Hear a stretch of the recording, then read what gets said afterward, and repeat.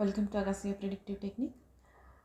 ఈరోజు మనం ప్రతి గ్రహానికి రెండు రాసులను ఇచ్చారు కదా. ఇటు మేషరాశిని, వృశ్చిక రాశిని కుజుడికి ఇచ్చారు, వృషభ రాశిని, తులారాశిని శుక్రుడికి ఇచ్చారు. అలానే మిథునం, కన్య బుధుడికి ఇచ్చారు. జూపిటర్కి ధనుస్సు, మీనం, ఈ రెండు రాసుల్ని జూపిటర్కి అధిపత్యం చేశారు. అలానే శనికి మకరం, కుంభం. సో ఒకే ప్లానెట్కి రెండు రాసుల్ని ఇచ్చినా కూడా రెండు రాసుల్లోని ఆ రాశి తాలూకా క్యారెక్టరిస్టిక్స్ ఏవైతే ఉన్నాయో అవి డిఫరెంట్గా పనిచేస్తూ ఉంటాయి. ఆ డిఫరెంట్గా పనిచేసే ఈ రెండు క్యారెక్టరిస్టిక్స్ కూడా సేమ్ ప్లానెట్వి, అదే ప్లానెట్వి. కాబట్టి ప్లానెట్ ఇలా అయినా పనిచేస్తుంది, లేదా అలా అయినా పనిచేస్తుంది, ఎలా అయినా పనిచేస్తుంది.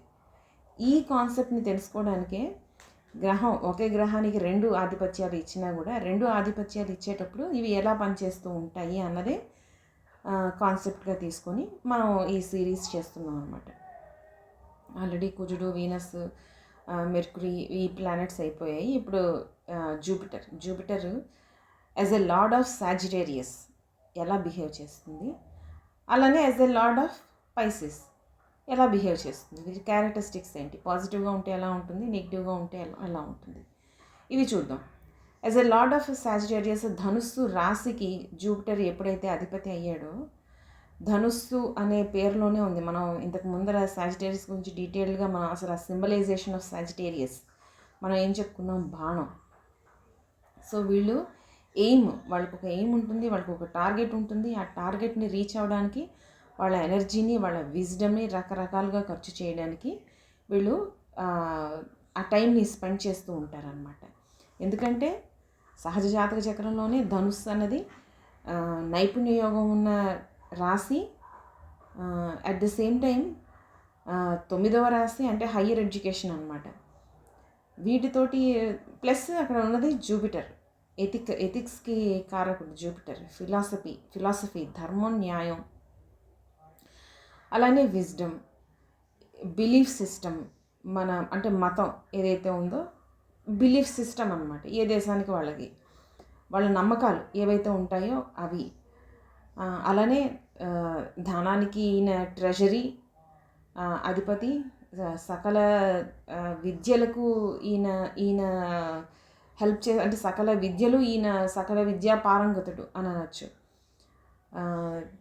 ఇతను ఒక పలానా విద్య మీద అంటే ఒక ఎయిమ్ పెట్టుకొని నేను ఇది నేర్చుకోవాలి అనుకుంటే నేర్చుకోగలడు. ధనుస్సుకి మనకి ఆపోజిట్లో ఉన్నది మిథునం అంటే మెర్కురీ ఈజ్ ద మల్టిప్లయర్. చాలా తెలివైన వాడు, ఇంటెలెక్చువల్ పర్సన్. ఈ మెర్కురీ మనం ఇంతకు ముందర కూడా చెప్పుకున్నాం, ఒక రాశికి ఆపోజిట్లో ఉన్న రాశి, ఒక గ్రహానికి ఆపోజిట్లో ఉన్న గ్రహం తాలూకా ప్రెషర్ అవ్వచ్చు, లేదా పాజిటివ్ ఎనర్జీ అవ్వచ్చు, నెగిటివ్ ఎనర్జీ అవ్వచ్చు, ఏదైనా కూడా ఆపోజిట్లో ఉండే గ్రహాలు, ఆపోజిట్లో ఉండే రాసులు, వాళ్ళ ఎనర్జీ కలిసి పనిచేస్తూ ఉంటుంది. సో ఇలా ధనుస్సు రాశికి పాజిటివ్గా పనిచేసేది అటుపక్క మిథున రాశి. ఇది అక్కడి నుంచి ఇంటెలెక్చువల్ తెలివితేటలన్నీ వస్తూ ఉంటాయి. మల్టిపుల్ టాలెంట్ మల్టిప్లయర్ అనమాట మెర్కురీ. ప్లస్ ఇక్కడ ధనుస్సు రాశిలో జూపిటర్ అంటే వివిధ జ్ఞానం ఒక రకంగా కాదు. వాళ్ళు ఎన్ని రకాలుగా వాళ్ళు చదువుకొని విజ్డమ్ని గెయిన్ చేయాలి అనుకుంటే అన్ని రకాలుగా వాళ్ళు చేయగలుగుతారు. అలానే వాళ్ళ దేశంలో ఏ దేశంలో పుట్టారో ఆ దేశానికి ఉండే ఒక బిలీఫ్ సిస్టమే కాకుండా they want to learn more, they want to travel more, లైఫ్ని ఎక్స్ప్లోర్ చేయాలి. వివిధ దేశాలని, వివిధ పద్ధతుల్ని, వాళ్ళ బిలీఫ్ సిస్టమ్స్ని, వాళ్ళ ఎడ్యుకేషన్ సిస్టమ్ని దాన్ని ఎక్స్ప్లోర్ చేయాలి, నేర్చుకోవాలి, తెలుసుకోవాలి. వ్యక్తి చాలా ఇండిపెండెంట్గా బిహేవ్ చేస్తాడు, మంచి మాటకారి అవుతాడు, చాలా బాగా మాట్లాడతాడు, మంచి సలహాలు ఇస్తాడు. ధనుస్సు రాశిలో సూర్యుడు ఉన్నా, లగ్నం పడినా, అలానే జూపిటర్ మంచి స్థితిలో ఉన్నా వాళ్ళు ఇచ్చే సలహాలు అవి చాలా బాగా పనిచేస్తాయి. మంచి ఈ తెలివితేటలు అంటే మల్టిపుల్ నాలెడ్జ్ ఏదైతే ఉందో, ఇన్ కేసు వాళ్ళకి అది ఆ విషయం తెలియకపోయినా కూడా వాళ్ళు తెలుసుకొని వచ్చి మరీ మనకి సలహాలు ఇస్తూ ఉంటారు. వాళ్ళకి చాలా ఈజీగా సబ్జెక్టు అవగతం అయిపోతూ ఉంటుంది కూడా, అంత అద్భుతంగా పనిచేస్తూ ఉంటుంది. వీళ్ళకి ట్రావెలింగ్ అంటే చాలా ఇష్టం. వివిధ ప్రాంతాలని చూడడం అంటే ఇష్టం. కొత్త కొత్త విషయాల్ని నేర్చుకోవడం, వాటిని ఎక్స్‌ప్లోర్ చేయడం అంటే చాలా ఇష్టం. చదువు అంటే చాలా ఇష్టం. గురువు అంటేనే ఎథిక్స్ అండ్ లా. అలానే కెరీర్ దగ్గరకొచ్చేసరికి కొన్ని కెరీర్ రాసుల ప్రకారం మనకి గ్రహాల ప్రకారం సజెస్ట్ చేస్తూ ఉంటారు. అది ఒక రాశి నుంచి, ఒక గ్రహాన్ని నుంచి మనం చెప్పలేం. మల్టిపుల్ యాస్పెక్ట్స్ చూస్తూ ఉండాలి. అయితే ఇలాంటి అద్భుతమైన విజ్డమ్‌ని ఎప్పుడైతే గెయిన్ చేస్తారో, ఆ విజ్డమ్‌ని పక్క వాళ్ళకి టీచ్ చేయడం అన్నది వీళ్ళకి చాలా ఇష్టం. ఆ విజ్డమ్ మీద డిబేట్స్‌లో పార్టిసిపేట్ చేయడం ఇంకా ఇష్టం. డిబేట్‌లో పార్టిసిపేట్ చేసినా కూడా ఇది పాజిటివ్‌గా పనిచేస్తూ ఉంటుంది. ఆ డిబేట్‌లో పార్టిసిపేట్ చేసి కొత్త విషయాలు తెలుసుకోవడానికి ట్రై చేస్తూ ఉంటారు వీళ్ళు. అంతేగాని నేను ఓడిపోయాను, వాడు గెలిచాడు అన్న కాన్సెప్ట్ ఇక్కడ ఉండదు. వాళ్ళకి ఎంతసేపు they want to learn. They want to learn more. They want to learn new things. ఇలా పనిచేస్తూ ఉంటుంది. మంచి ఐడియాలజీ ఉంటుంది. మంచి థాట్స్ ఉంటాయి. మంచి వక్తలవుతారు. మంచి ప్రవక్తలవుతారు. వీళ్ళ నమ్మిన సిద్ధాంతాన్ని థరోగా టెస్ట్ చేసి దాన్ని నేర్చుకొని దాన్ని స్ప్రెడ్ చేయడానికి ట్రై చేస్తూ ఉంటారు. అంటే ఫారెన్ ల్యాండ్స్‌లో కూడా వీళ్ళ జ్ఞానం అనేది చాలా అద్భుతంగా ప్రకాశిస్తూ ఉంటుంది. మంచి ఎడ్యుకేషన్స్, ఫిలాసఫీ చాలా బాగా పనిచేస్తూ ఉంటుందన్నమాట. అయితే ఇదే నెగిటివ్‌గా పనిచేసినప్పుడు ఎలా ఉంటుంది? They break the law. Unethical things చేస్తూ ఉంటారు. అనెథికల్ బిలీఫ్ సిస్టమ్‌ని స్ప్రెడ్ చేయడానికి ట్రై చేస్తూ ఉంటారు. మనం పూర్వకాలంలో చాలా అనెథికల్ బిలీఫ్ సిస్టమ్స్ని వాటన్నిటిని ఖండించి మనం మన సంఘంలో, మన సొసైటీలో కొత్త రూల్స్ని, కొత్త వాటిని అకార్డింగ్ టు ఎథిక్స్ని ఫాలో అవుతూ, లాని ఫాలో అవుతూ కొత్త బిలీఫ్ సిస్టమ్స్ని బాల్య వివాహాలు కానీ, వితంతు అంటే సతీ సహగమనాలు కానీ, మళ్ళీ వితంతు వివాహాలు కానీ, ఇలాంటి సిస్టమ్స్ ఏవైతే ఉన్నాయో, ఫ్రీడమ్ టు స్పీచ్, స్త్రీల హక్కుల గురించి కానీ, లేదా అంటే పిల్లల తాలూకా రెస్పాన్సిబిలిటీస్ తీసుకునే విషయంలో భార్యాభర్తలకి ఈక్వల్ ఇంపార్టెన్స్ ఇవ్వడంలో కానీ, ఈవెన్ లా కూడా ఇఫ్ హస్బెండ్ క్లైమ్స్ నేను పిల్లల విషయాల్లో నేను ఇన్వాల్వ్ అవుతాను, వాళ్ళు 50-50 వాళ్ళ కస్టడీ కూడా ఇస్తూ ఉంటారు. సో ఇలాంటి సిస్టమ్ అంతా ఏదైతే ఉందో, జూపిటర్ స్ట్రాంగ్గా ఉన్నప్పుడు ఇవన్నీ మంచి మంచి పద్ధతుల్ని, మంచి మంచి రిఫార్మ్స్ని ఎథికల్లీ జూపిటర్ అలాంటి తీసుకొని వస్తాడు సొసైటీలోకి. లేదన్నప్పుడు మూఢనమ్మకాలని తీసుకొని రావడం, అతను నేర్చుకున్న ఒక రాంగ్ బిలీఫ్ సిస్టమ్ని పక్క వాళ్ళ మీద బ్రెయిన్ వాష్ చేసి రుద్దడం నస అనమాట. వాళ్ళు ఈ వ్యక్తి తాలూకా మాట వినేంత వరకు నస అది రిపీటెడ్గా చెప్తూ ఉంటాడు. ఎడ్యుకేషన్ సిస్టంలో కూడా ఇలానే ప్రాబ్లమ్స్ వస్తూ ఉంటాయి. వాళ్ళకి విద్య నేర్చుకునే విషయంలో కూడా ప్రాబ్లమ్స్ వస్తూ ఉంటాయి. విషయాల్ని ఎక్స్ప్లోర్ చేసే విషయంలో వీళ్ళు లేనిదాన్ని ఉన్నట్టు ఊహించుకోవడం, రాంగ్ క్యాలిక్యులేషన్స్ చేసుకోవడం, రాంగ్ బిలీఫ్ సిస్టమ్స్లోకి వెళ్ళడం, లేకపోతే వీళ్ళే వాళ్ళ స్వార్థం కోసం ఒక రాంగ్ బిలీఫ్ సిస్టమ్ని, ఒక కల్ట్ సిస్టమ్ని డెవలప్ చేసి దాంట్లో జనాలని తోసేయడం. రెక్లెస్నెస్ ఉంటుంది, అనెథికల్ బిహేవియర్ ఉంటుంది, లాని క్రాస్ చేసే బిహేవియర్ ఉంటుంది, మ్యానిపులేషన్ ఉంటుంది, రాంగ్ సజెషన్స్ ఇవ్వడం ఉంటుంది. ఈగో అంటే పక్కవాడు బాగుపడిపోతే వీడు చూసి తట్టుకోలేక రాంగ్ గైడెన్స్ ఇవ్వడం జరుగుతూ ఉంటుంది. ఎనర్జీ అన్నది ఉన్నా కూడా రకరకాల విషయాల్ని నేర్చుకోవాలి అన్న కుతూహలం, ఎంతూజియాజం ఉన్నా కూడా వ్యక్తి ఒకటి మొదలు పెడతాడు, అది అర్ధాంతరంగా మధ్యలోనే ఆపేస్తాడు. హాఫ్ నాలెడ్జ్ అనమాట. నాలెడ్జ్ నెగిటివ్ వేలో పనిచేయడం ఒక రకం, హాఫ్ నాలెడ్జ్ ఇంకో రకం, అసలు నాలెడ్జే సంపాదించలేని స్థితిలో ఉండడం ఇంకో రకం. ఇలా పనిచేస్తూ ఉంటుందన్నమాట. ధర్మం ఏదైతే ఉందో ధర్మాన్ని అతిక్రమించి బిహేవ్ చేయడం. జన్మ జీవితంలో ఏంటంటే ఫైనాన్షియల్ ప్రాబ్లమ్స్, ఆర్థిక ప్రాబ్లమ్స్ని చూస్తూ ఉంటారు. సంతాన విషయంలో ప్రాబ్లమ్స్ వస్తూ ఉంటాయి. అలానే విద్యా సంబంధమైన ప్రాబ్లమ్స్ వస్తూ ఉంటాయి. అన్రియలిస్టిక్ థాట్స్, అన్రియలిస్టిక్ బిలీఫ్స్ని ఫాలో అవడం వల్ల కుటుంబంలోని వాళ్ళకి కమ్యూనికేషన్ గ్యాప్ అనమాట. కమ్యూనికేషన్ గ్యాప్ కన్నా వీళ్ళు చెప్పేది కుటుంబానికి అర్థమవుదు. వీళ్ళు నమ్మే సిద్ధాంతాలు వీళ్ళ మీద అసలు నమ్మకమే ఉండదు కుటుంబానికి. వీడు ఏదైనా ఒకటి అచీవ్ చేస్తాడు, ఏదైనా ఒకటి అచీవ్ చేయగలడు అన్న నమ్మకం కూడా కుటుంబానికి వీళ్ళ మీద ఉండదు. ఆ నమ్మకాన్ని వీళ్ళు పొందలేకపోతారు, గెయిన్ చేయలేరు అనమాట. ప్రొకాస్టినేషన్ ఉంటుంది బాగా. ఇది చేసేస్తాను, అది చేసేస్తాను. కొన్నిసార్లు ఎలా ఉంటుందంటే ఏదో నేను ఆల్రెడీ చేసేసాను, నేను ఏదో సాధించేసాను అని విర్రవీగడం అనమాట. ఫైనల్గా నువ్వేం చేసావో, నువ్వేమీ చేయలేదు, నువ్వేమీ ఉద్ధరించలేదు అని చెప్తే వీళ్ళు ఇంకా ఇమాజినేషన్లోనే ఉండి ఆ ఇమాజినేషన్లో నేను ఏదో సాధించేసాను అని అనుకుంటారు. అలానే ఉంటారనమాట. అవతల వ్యక్తి రియాలిటీని కంటికి చూపిస్తున్నా కూడా వీళ్ళు ఆ రియాలిటీని అర్థం చేసుకోలేరు. ఇలాగ పనిచేస్తూ ఉంటుంది. జూపిటర్ దగ్గరికి వచ్చేసరికి రెక్లెస్నెస్ బాగా ఎక్కువగా కనిపిస్తుంది. నువ్వు నాకు చెప్పేది ఏమిటి, నాకు అంతా తెలుసు అన్న బిహేవియర్ బాగా కనిపిస్తూ ఉంటుంది. సో నెక్స్ట్ ఇదే జూపిటర్ మీనరాశికి కూడా అధిపతి. మీనరాశి దగ్గరికి వచ్చేసరికి జూపిటర్, మీనం అంటేనే మనకి సహజంగా 12వ భావం. 12వ భావం ఏ రాశిలో అయినా ఏ లగ్నంలో తీసుకున్నా కూడా 12వ భావం వ్యయస్థానం. ఆ వ్యయం అన్నది మనం ఎలా ఖర్చు పెడతామా అన్నది దాన్ని బట్టి ఉంటుందన్నమాట. అది మన థాట్స్లో మనం దాన్ని ఖర్చు పెడతామా, అది మన ఆలోచనలో మనం దాన్ని ఖర్చు పెడతామా, మనం డబ్బు ఖర్చు పెడతామా, మన టైంని స్పెండ్ చేసి ఎదుటి వ్యక్తులకి హెల్ప్ చేస్తూ ఉంటామా, సేవాభావంతో సేవ చేస్తూ ఉంటామా. ఎందుకంటే మీనరాశికి కరెక్ట్గా ఆపోజిట్లో ఉండేది కన్యారాశి. కన్యారాశి కూడా సేవ చేసే స్థానమే. అయితే కన్యారాశి సేవ చేసే మెర్కురీ అంటే కొంచెం క్యాలిక్యులేటెడ్ సేవ ఉంటుందన్నమాట. మరి అంత తనని తాను మర్చిపోయి తన గురించి తాను ఆలోచించుకోకుండా ఏది దాచుకోకుండా చేసే సేవ కాదు. తనకి ఉన్న టైంలో తనకి తోచింది తను చెయ్యగలిగింది, తనకి పాసిబిలిటీ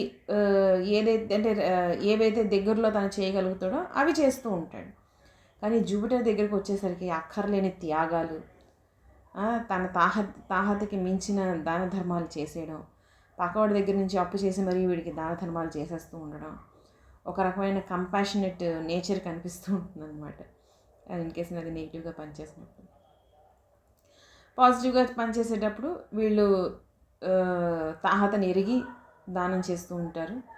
అలానే దానం చేసే వ్యక్తికి కూడా అసలు అది ఆ వ్యక్తికి అర్హత ఉందా లేదా అన్నది చూసుకొని దానం చేస్తూ ఉంటారు.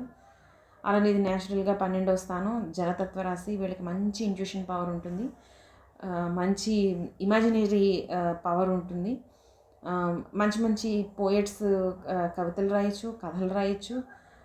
మంచి విజనరీ పీపుల్ అవుతారనమాట. వీళ్ళ దగ్గరికి వెళ్ళి బాగున్నప్పుడు మంచి సలహాలు అవి ఇచ్చేటప్పుడు కూడా ఒక విజన్ని మనకి చూపిస్తారు. ఇదిగో ఇలా వర్క్ అవుతుంది, ఇది ఇలా వర్క్ అవుతుంది, ఇలా చేయొచ్చు, ఇలా ప్రాబ్లమ్స్ రావచ్చు, ఈ ప్రాబ్లమ్స్ని ఇలా సాల్వ్ చేసుకోవచ్చు, ఇలా రకరకాలుగా మల్టిపుల్ యాంగిల్స్లో. ఎందుకంటే మళ్ళీ అక్కడ కన్యారాశిలో మెర్కురీ ఉంటాడు, వెరీ క్యాలిక్యులేటివ్. మల్టిపుల్ యాంగిల్స్లో వాళ్ళు మనల్ని గైడ్ చేస్తూ ఉంటారనమాట. గ్రోత్ అనేది చాలా బాగుంటుంది. వీళ్ళు చాలా ఎమోషనల్గా ఉంటారు, వీళ్ళకి ఎంపతి అనేది చాలా ఎక్కువగా ఉంటుంది. ఇలాంటి వాళ్ళు ప్రాణిక్ హీలింగ్ వాటిల్లోకి వెళ్తే అంటే ఫస్ట్ వీళ్ళ బాడీని వీళ్ళు ప్రాణిక్ హీలింగ్ అన్నది పదం యూజ్ చేసినంత ఈజీ కాదు, అది చాలా కష్టమైన ప్రాసెస్. కష్టం అంటే టైం తీసుకోవాలి. చాలా ఏళ్ళు ప్రాక్టీస్ చేసిన తర్వాత వ్యక్తికి ఆ ఎనర్జీ వస్తుంది, హీల్ చేసే ఎనర్జీ అన్నది వస్తుంది. ఆ హీల్ చేసే ఎనర్జీని కూడా చాలా స్లోగా అవతల వ్యక్తిలోకి వీళ్ళు ఆ ఎనర్జీని పంపిస్తూ ఉంటారనమాట. చాలా అద్భుతమైన కాన్సెప్ట్. అలానే చాలా రోజులు టైం పడుతుంది. మనకి ఒక రోజులో, ఒక 1 మంత్లో, 1 ఇయర్లో జరగదు. అలాంటివి సాధించగలిగే పేషెన్స్ వీళ్ళకి బాగా కనిపిస్తూ ఉంటుంది. అలాగే నిస్వార్థమైన సేవ అన్నది చేస్తూ ఉంటారు. వీళ్ళ బాడీని యోగిక క్రియల ద్వారా, క్రియాయోగా ద్వారా ఎనర్జైజ్ చేసుకొని ఈ ఎనర్జీని అవతల వ్యక్తికి హీల్ చేయడానికి, తన దగ్గర ఉన్న ఎనర్జీని, తన కష్టపడి సంపాదించిన ఎనర్జీని పక్క వ్యక్తి తాలూకా బాధనో, రోగాన్నో, మానసిక బాధనో ట్రీట్ చేయడానికి వీళ్ళు వాడుతున్నారు అంటే వీళ్ళకి దానగుణం ఏ రేంజ్లో ఉంటుందో ఆలోచించండి. అలాంటి వాటికి ఈ మీనరాశి అద్భుతంగా పనిచేస్తూ ఉంటుంది, సహకరిస్తూ ఉంటుంది అన్నమాట. సెల్ఫ్ సాక్రిఫైస్ అన్నది బాగా కనిపిస్తూ ఉంటుంది. ఆప్టిమిజం అన్నది చాలా ఎక్కువగా కనిపిస్తూ ఉంటుంది. ఎంతూజియాజం బాగా ఎక్కువగా కనిపిస్తూ ఉంటుంది. మనకి ధనుస్సు రాశిలో ఉన్నంత ఫ్రీక్వెంట్గా వీళ్ళు జర్నీస్ చేయకపోయినా వీళ్ళు కూడా జర్నీస్ చేస్తూ ఉంటారు. ఎక్కడైనా ఒక దగ్గరికి వెళ్ళిన తర్వాత అక్కడ ఉన్న ప్లేసు ఎన్విరాన్మెంట్ వీళ్ళకి నచ్చిన తర్వాత వీళ్ళు అక్కడ స్థిరంగా ఉండిపోవడానికి ఇష్టపడతారనమాట. Even after a long journey. Spirituality అనేది వీళ్ళకి అద్భుతంగా చాలా తొందరగా అంటే అర్థమవుతుంది. హీలింగ్ లేదా ఒక కళలు కానీ, ఒక కంపాషనేట్ డాక్టర్స్ కానీ, హీలర్స్ కానీ, ఈవెన్ మదర్ కానీ, ఫ్యామిలీ మెంబర్స్ కానీ, వైఫ్ అండ్ హస్బెండ్ కానీ, పిల్లలు కానీ, సొసైటీలో ఫ్రెండ్స్ కానీ, ప్రాజెక్ట్ లీడర్స్ కానీ, ఈ కంపాషన్ ఏదైతే ఉందో అది వీళ్ళకి చాలా పాజిటివ్గా పనిచేస్తూ ఉంటుంది. చాలా బాగా పనిచేస్తుంది అన్నమాట ఓవరాల్గా. వ్యక్తి ఎమోషన్స్ని అర్థం చేసుకోగలుగుతాడు, ఎమోషన్స్ని చక్కగా ఎక్స్ప్రెస్ చేయగలుగుతాడు. ఈ ఎమోషన్స్ని అవతల వ్యక్తిలో వచ్చే ఎమోషనల్ ఇంబ్యాలెన్సెస్ జస్ట్ కంటి చూపుతో వాళ్ళ బాడీ లాంగ్వేజ్ని చదివి వీళ్ళు అర్థం చేసుకోగలుగుతారు. దానికి అనుగుణంగా వీళ్ళు బిహేవ్ చేస్తారు, అలానే సలహాలు కూడా ఇస్తూ ఉంటారు. It's more like watery planet, watery energy పనిచేస్తూ ఉంటుంది. వీళ్ళే నెగిటివ్గా పనిచేసేటప్పుడు పగటి కళలు కంటూ ఉంటారు, ఇల్యూజన్లో ఉంటారు, లేనిది ఉన్నట్టు ఊహించుకుంటూ ఉంటారు, చాలా పిసినారితనం కనిపిస్తూ ఉంటుంది, ఒక్క రూపాయి కూడా దానం చేయరు, ఇమాజినరీ వరల్డ్లో తిరుగుతూ ఉంటారు. సాక్రిఫైస్ అనే పదానికి వీళ్ళు భయపడతారు. యాక్చువల్గా పక్కవాళ్ళకి సాక్రిఫైస్ చేసేస్తే, పక్కవాళ్ళకి ఏమైనా దాన ధర్మాలు చేసేస్తే నాకు లాస్ అయిపోతుందేమో అన్న ప్రాసెస్లో ఉంటారు. అవతల వ్యక్తి తాలూకు ఎమోషన్స్ని అర్థం చేసుకోలేరు, ఎమోషనల్ బ్లాకేజ్ ఉంటుంది. వీళ్ళే వాళ్ళ ఎమోషన్స్ని సరిగ్గా అర్థం చేసుకోలేరు. ఇది పర్సనల్ ఎమోషనల్ బ్లాకేజ్ అనమాట. సొసైటీలో ఏం జరుగుతుందో అర్థం చేసుకోలేరు. సొసైటీలో వీళ్ళు మెలగడానికి, సొసైటీతోటి మింగిల్ అవ్వడానికి చాలా కష్టపడుతూ ఉంటారు. ఎలోన్గా ఒంటరితనాన్ని ఇష్టపడతారు బాగా. ఇదే పాజిటివ్గా ఉంటే ప్రశాంతతని ఇష్టపడతారు. 10 మందిలో ఉన్నా కూడా వాళ్ళు ప్రశాంతంగా ఉంటారు. కానీ అది నెగిటివ్గా పనిచేసేటప్పుడు ఏంటంటే ఆ 10 మందిలో కూడా ఉండడం వాళ్ళకి ఇష్టం ఉండదు. ఒంటరితనాన్ని ఇష్టపడతారు, ఒంటరిగా ఉంటారు. ఎందుకంటే వివిధ రకాలైన ఎమోషన్స్ని వాళ్ళు ఒకటి ఛానలైజ్ చేయలేరు, 2 అర్థం చేసుకోలేరు. ఇంకొకటి ఏంటంటే వాళ్ళకి నచ్చదు, అదొక డిస్టర్బెన్స్ కింద వీళ్ళు ఫీల్ అవుతూ ఉంటారనమాట. ఇలాంటి ప్రాబ్లమ్స్ వస్తూ ఉంటాయి. తర్వాత జలతత్వ రాశి దగ్గరికి వచ్చేసరికి ఏంటంటే వీళ్ళకి అక్కడ ఉన్న ప్లానెట్ తాలూకా దీన్ని బట్టి ఆల్కహాలిజం కనిపిస్తూ ఉంటుంది. అది చాలా ఎక్కువగా ఉంటుంది, దాన్ని వాళ్ళు వదులుకోలేరు. అదొక ప్రాబ్లం కనిపిస్తూ ఉంటుంది అనమాట. అంటే నోటి ద్వారా తినే ఫుడ్ ఏదైతే ఉందో దానికి జూపిటర్ కారకుడు అవుతూ ఉంటాడు. అక్కడ కూడా మనకి ఆల్కహాలిజం లిక్విడ్ అనమాట బేసిక్లీ. ఇది కనిపిస్తూ ఉంటుంది. ఓవర్ థింకింగ్ కనిపిస్తూ ఉంటుంది. వాళ్ళకు వచ్చే ఆలోచనల్ని వాళ్ళు ఇది కరెక్ట్, ఇది రాంగ్, ఇది ఫెయిల్ అవ్వచ్చు, ఇది పాజిటివ్గా పనిచేయచ్చు. ఇది అద్భుతమైన క్యారెక్టర్ అనమాట. మనకు వచ్చే ఆలోచనల్ని మనం ఐడెంటిఫై చేయడం, వాటిని ఎస్ ఆర్ నో అని మనం సాగ్రిగేట్ చేసుకుంటూ వెళ్ళిపోవడం, ఇది అద్భుతంగా పనిచేస్తూ ఉంటుంది. కానీ వీళ్ళు అది చేయలేకపోతారనమాట. ఇన్ కేసు ఈ థాట్ తోటి, ఈ ఐడియాతోటి నేను ముందరకు వెళ్తే నేను ఫెయిల్ అవుతానా, ఇన్ కేస్ ఫెయిల్ అయితే నేను మళ్ళీ రీబౌండ్ ఎలా అవ్వాలి, ఇంత ఎనర్జీ వీళ్ళకి ఉండదు. ఎందుకంటే ఆ సున్నితత్వం ఎక్కువ. మీనరాశిలో ఏంటంటే ఆ సున్నితత్వం, ఎస్కేపిజం బాగా కనిపిస్తూ ఉంటాయి. అలాగే లావిష్నెస్ బాగా వాళ్ళే ఖర్చు పెట్టేసుకుంటూ ఉంటారు, లేదా గొప్పల కోసం ఖర్చు పెడుతూ ఉంటారు. దాన ధర్మాలు చేయడం కాదు, ఇలా పనిచేస్తూ ఉంటుంది. లా ఏదైతే ఉందో జూపిటర్ తాలూకా కోర్ క్యారెక్టర్, ఎథిక్స్, లా అన్నవి కాంప్రమైజ్ అవుతాయి. వీళ్ళు దారి తప్పుతూ ఉంటారు, మిస్టేక్స్ చేస్తూ ఉంటారు, జూతగాళ్ళు అవుతూ ఉంటారు. అది కూడా జూపిటర్ ఇస్తూ ఉంటాడు. జూపిటర్ పూర్ణ శుభగ్రహం అనుకుంటాం, కానీ జూపిటర్ వల్ల ప్రాబ్లమ్స్ బాగా వస్తూ ఉంటాయి. 12th హౌస్కి సంబంధించిన కారకత్వాలు ఏవైతే ఉంటాయో అవి కూడా దెబ్బతింటూ ఉంటాయి. సో ఇదనమాట. జూపిటర్ అటు పాజిటివ్గా పనిచేస్తే దాన ధర్మాలు చేస్తారు, లేదంటే వృధా ఖర్చులు చేస్తూ ఉంటారు, లావిష్గా చేస్తూ ఉంటారు. ఫైనాన్స్ని దాచుకోవడం, రేపటి కోసం ఆలోచించడం, ప్లానింగ్ ఇలాంటివన్నీ మిస్ అయిపోతూ ఉంటాయి. సో ఇది జూపిటర్ ధనుసు రాశిలో ఉంటే అంటే 2 రాశులకి ఉన్న క్యారెక్టర్స్ రెండు జూపిటరే చూపిస్తూ ఉంటాడు. జూపిటర్ అలా పనిచేస్తూ ఉంటాడు, ఇలా కూడా పనిచేస్తూ ఉంటాడు. మనం ఆ భావకారకత్వాల్ని గ్రహకారకత్వాల్ని మిక్స్ చేసి అలానే ఆ రాశిలో ఏ ప్లానెట్ ఉందో ఆ వాటిని కూడా మిక్స్ చేసుకుంటూ వెళ్తే మనం కరెక్ట్గా జడ్జ్ చేయగలుగుతాం అన్నమాట. So keep watching Agastya predictive technique. Thank you.